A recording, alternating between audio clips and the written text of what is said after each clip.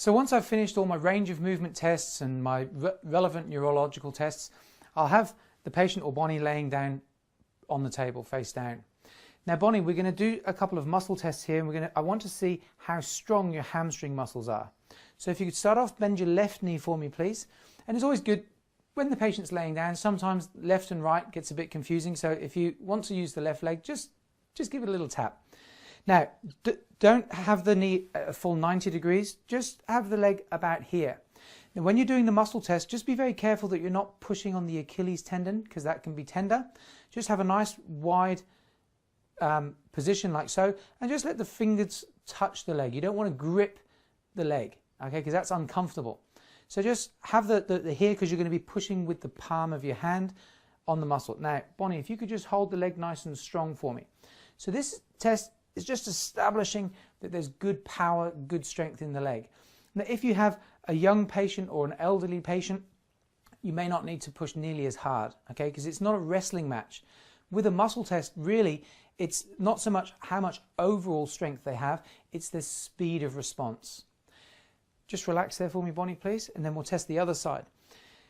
If you have a stronger patient, maybe someone who's not quite so sure about the whole principle of muscle testing, you can always demonstrate to them just how strong they are to start with. So hold nice and strong for me, Bonnie.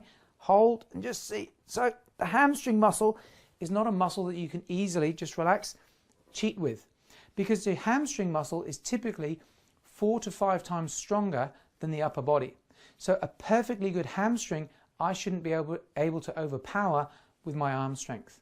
So I like to start with the hamstrings. I like to use the hamstrings to test the nerves all the way up through the whole spinal cord.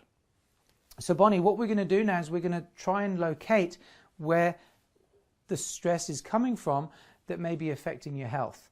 So what we're going to do, just with very light fingertip pressure, I'm going to isolate each nerve as it comes off the spinal cord and goes into your body. Now, if we come across a problem, you may find that the muscle goes weaker. So if you could bend the knee for me there, please. Hold nice and strong.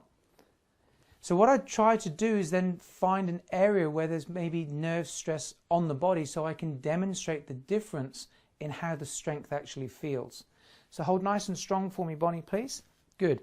So then we'll start off with the coccyx nerve on the left, the coccyx nerve on the right, the sacral nerve on the left, the sacral nerve on the right. Okay, so here we can demonstrate a weakness. Okay, now how does that feel, Bonnie?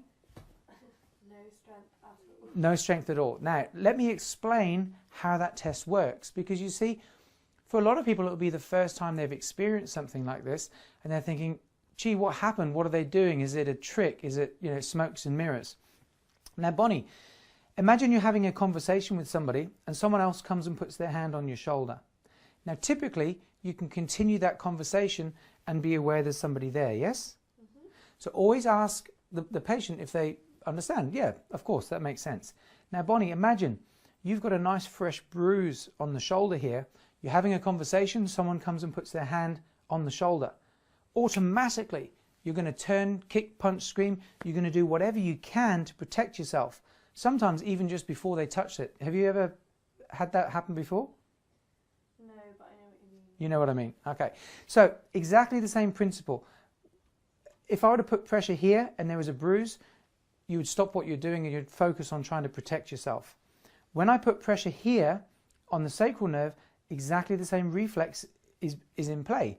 And your reflexes overpower what you're consciously trying to do here, because it's more important for your body to protect you than it is to show off how strong your leg is.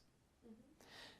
So once you've established how the test works and it makes sense, then you can start going into exactly what that nerve may be affecting.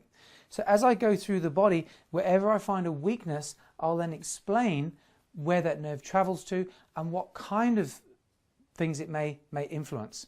So let's start from the beginning, and we'll go through each nerve in turn, right the way up through the spinal cord.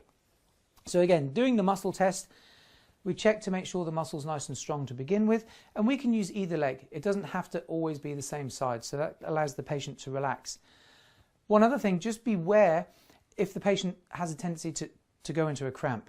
Okay, because if they start to cramp, obviously it's going to be uncomfortable, and if the muscle does cramp, maybe just do some reflex, just do some rubbing, increase the circulation to help release the cramping, and then use the other side.